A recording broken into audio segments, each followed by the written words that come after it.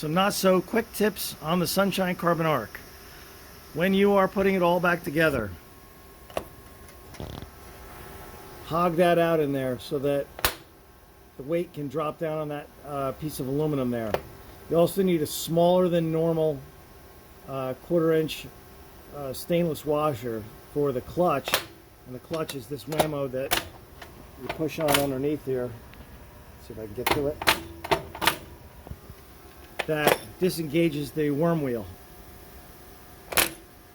So by putting it so that it goes down further, the yoke pushes on the clutch a little more normal, a little more straight along the axis.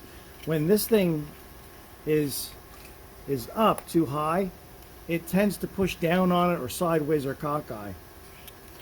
And this yoke down here, this bolt has to be in so it's straight. And this thing will slide smoothly.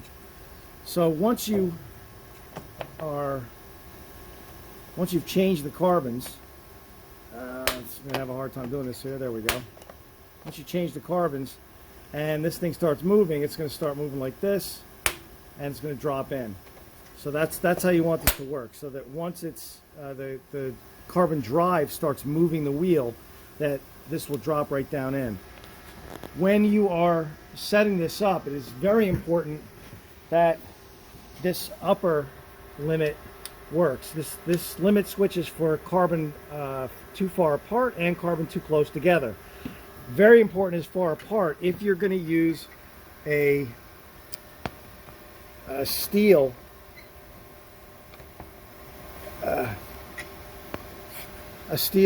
shear pin.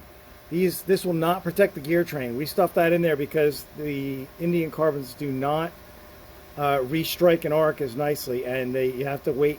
You have to put a little bit of pressure on them to get them to restrike the arc sometimes. That being the case, you need the apart limit switch to work properly, so that when this little arm here comes up, it will hit the limit switch.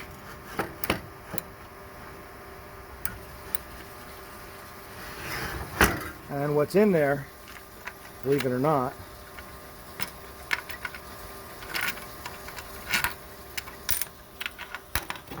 is a number 10 nail. This is just a number 10D nail, common nail. Just stuck down the hole. That's cut to about 1 3/4 inches and drop down in the hole, and that will come up and hit the limit switch if the carbons drive too far apart. And they will. If they drive, if it doesn't strike an arc, the carbons will wind up on top of each other, and it will drive it right up into the top of the lamp. And if it can't shear the pin because you have a steel one in there, it will break everything. This limit switch here is so that when you turn the whole lamp assembly, this ductwork can touch into the exhauster. One final thing is this worm, the drive, has to engage this at a proper angle. I don't know if I can actually show you this, but that has to be in correctly. So when you put this on, you can move this around a little bit. Now a lot of times what we'll do is take two. When you're trying to hook this up, you can, oops, let me use the right one. You can look down the hole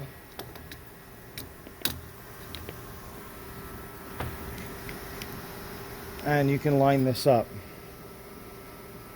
That's the worm, and that's the worm gear, and you can look down the hole and make sure that is lined up properly before you tighten it down.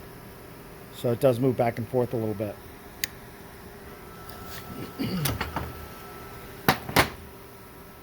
These worm gears are still available. You have to do a little surgery on them on the lathe and drill some holes in them, and also make the bore a little bigger. You can make these out of stainless pipe and 3/8 stainless bolts, and the retainer plates and those nuts are also available, off-the-shelf items.